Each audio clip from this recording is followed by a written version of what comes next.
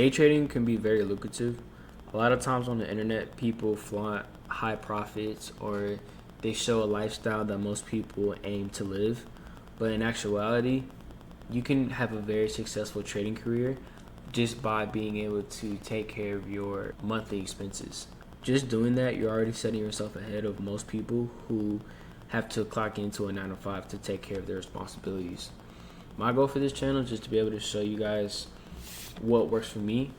So I'm not really aiming to be anybody's teacher necessarily. I just want to, again, show what has worked for me, show what has been able to put me in certain positions.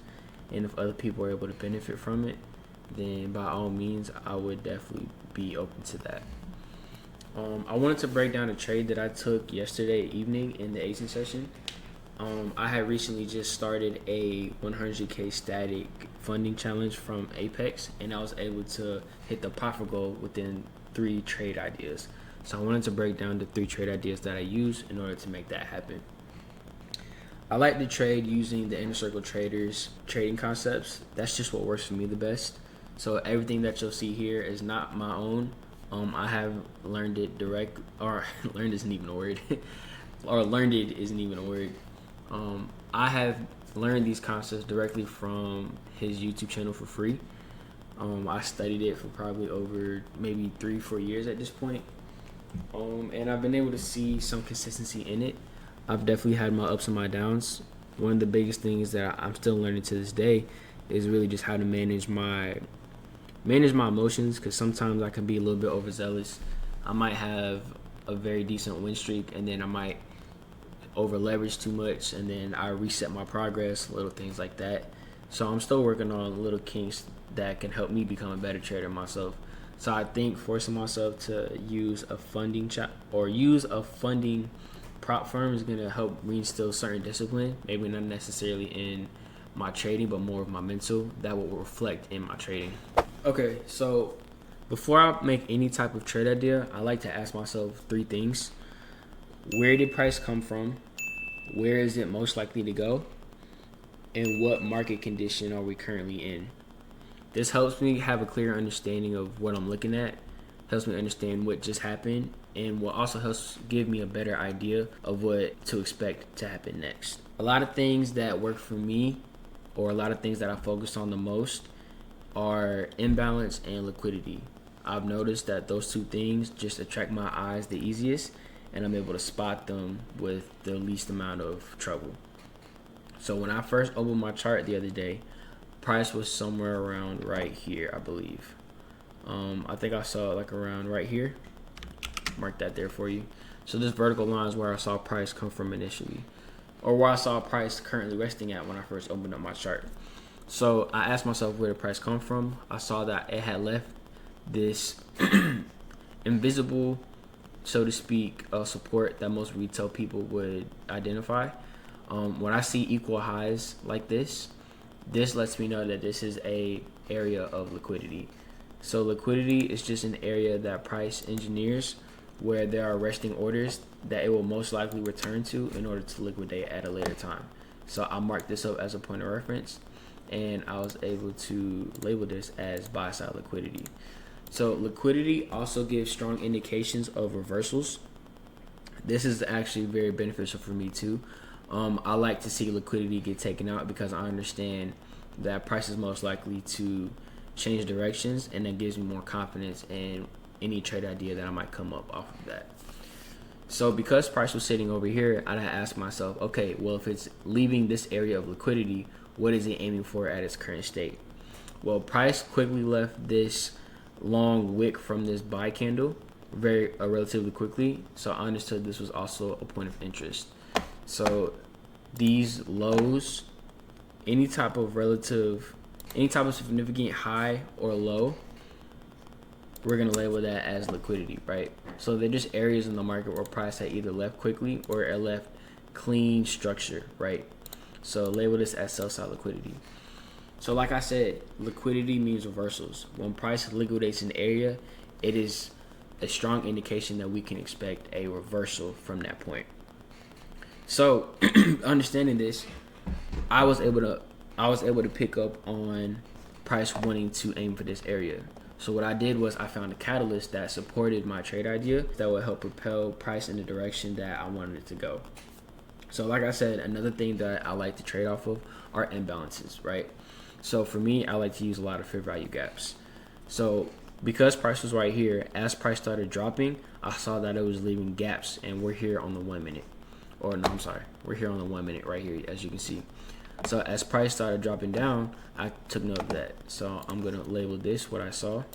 I also like to include the gaps in between candles, so you can see how that little space in between the close of this candle and the open of this candle, that space in between, that's what we call a liquidity void. Think of it as people painting on the wall. When you're painting a wall up and down, it's gonna leave gaps, right? Price likes to come through and clean up those areas before continuing in its intended direction. So understanding that, this gave me a lot of confirmation into why my trade idea was going to be highly successful. So when I first entered in my trade right around here, price had sprung up and closed outside of my fair value gap. Now typically when I see this is an indication to me that my trade idea has failed. And initially when I show you guys my executions, I did exit out of the trade prematurely. In hindsight, it makes me think instead of having my mental stop loss right here, it should have been a little bit higher to the start of this downward movement, this short-term downward movement. So that's something you guys can pick up for, that you guys can look out when you guys are trading on your own. Once price had sprung down here and it closed through the midpoint of this fair value gap, it gave me a strong indication that my trade idea was still valid. So what I did was, once price opened up again, I opened up my personal sell lot and I made this sell side liquidity my target. After my TP got hit, as I was watching price move, I saw that it was moving in a reversal pattern. And remember, when liquidity gets taken out, that is a strong indication that reversal is most likely going to happen. So now, one thing I like to see when I see reversal, I want to see confirmation that it's not price just retracing, it's price showing signs of committing to change in direction. So one thing that I use to understand this are market shifts. Market shifts is when price first, this is super important, when price first liquidates an area first, right? So when liquidity gets taken out, whether it's relative equal highs or whether it's a significant high or low. So once that point gets taken out, we want to see price then come back and violate a previous short-term high or a short-term low. So in this case, because price reversed from the sell side into the buy, I wanted to see price take out a short-term high, right? So this right here was a previous short-term high within the range. Once price violated this area, and I'll mark that for you. So this high point right here, this is considered a market shift, right? Market shift is exactly what it sounds like. It's just the market shifting its direction. So once price violated this high, that gave me the indication that buy side liquidity that I had marked earlier would have been its intended target. So like I said, now that I see confirmation, that's not good enough for me. The thing that I want to start looking for now is a catalyst that's going to support my trade idea. So again, the same way how price left these two gaps and then also left these fair value gaps, we see the exact same thing on the reverse side, but in the lower half for the buy, right? So whenever you see two fair value gaps, you always want to aim for at least the second one, right? Price most of the time is going to want to reach into that second fair value gap. Why? I don't know. That's just something that the inner circle trader pointed out, and once he said that, I started noticing a trend. So it won't always hit the second one, but this is going to give you the best chance of getting your most optimum entry.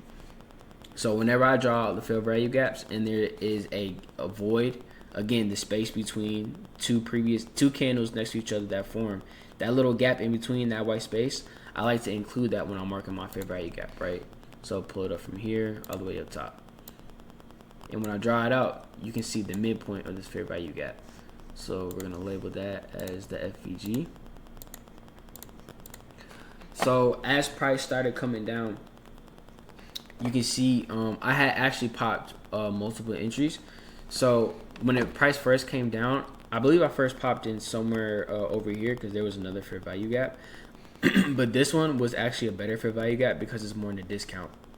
So whenever you have a given range, you're always going to have a premium and a discount area. Whenever you have a given range, you always want to look for buys in a discount area if you're looking to go bullish, or if you want to sell, you want to be able to get your sell entry in a premium. So think about it kind of like StockX, right? So I love shoes. That's just something I'm into a lot. I understand that concept, so it translates pretty well with my understanding to this stuff. In order to be profitable selling sneakers, you want to be able to buy shoes at its discount, or in that case, retail price, and you want to sell it at its premium, which is resale price. So for example, this is how you identify premium and discount. So you go from the low to the high, and then you have the 50%. So what I did was I just used my Fibonacci tool, and I just took off the high and the low because I already marked them with my tool, and then I just leave the midline, which is 50%. So anything below 50% is going to be discount. Anything above 50% is going to be premium. So because I'm aiming for buy side, the most optimal trade entry is going to be somewhere in the discount range. So this same discount, in this same discount range, you can see that we have that fair value gap, and we also have that void that's sitting right in between these two candles. And you can see how price came directly to that gap and wicked right back up. Now when price came back down and tapped the midline of this fair value gap, this is where I'll pop my entry, because they gave me strong confirmation that price wanted to go back up.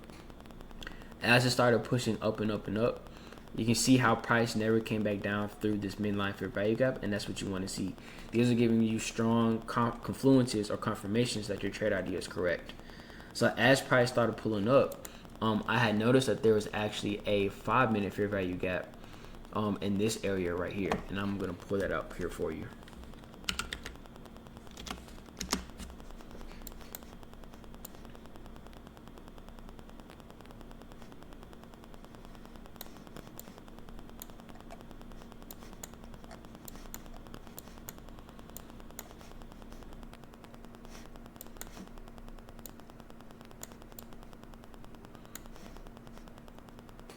Okay, so now that we're on the 5-minute, the fair value gap that I noticed was right in between here, right? So I'm gonna mark that up here for you guys.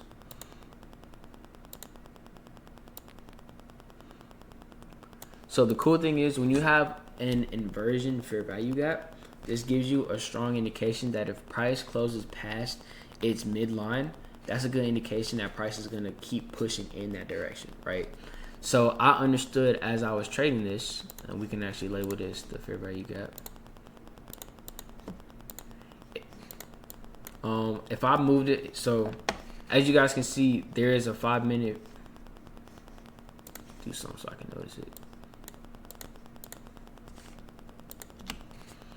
Okay, here I have the 5-minute fair value gap identified right here. Whenever I see price liquidate sell side and then it making its way towards buy side liquidity, I want to see price exponentially pick up with speed in areas like this, right? That's going to help me understand that my trade idea is correct as well. So coming back down to the 1 minute, we can see how price reacted as it pushed through this fair value gap. So notice how the first time it came in, it was just like a little bit choppy, you know what I'm saying? Or I don't want to say choppy, but it kind of stalled a little bit, came back down, dipped into the discount, and then sprung back up. Coming out of a discount range, what I want to see if I'm in this trade is price start picking up with speed in this area. And then once it comes through here, I personally do not want to see price come back down below the midpoint of this fair value gap. This is how you start securing profits, and this is how you don't give your profits back into the market. One thing that you don't want to do is be in profit, and then you wait too long, you don't know how long to hold it, and you end up giving that right back to the broker. So in order to prevent this, you want to have certain rules and certain boundaries that you set for yourself so that you're able to follow it and maintain your profitability. So as price started pushing up through here, I had moved my stop loss below the midpoint of this fair value gap. You can see just how price, when it retraced, it respected it. It came right underneath it. Oh, I'm sorry, it came right above it. It did not even break beneath it, and then it continued in its direction and took out buy side liquidity. And I can show you guys my executions right here.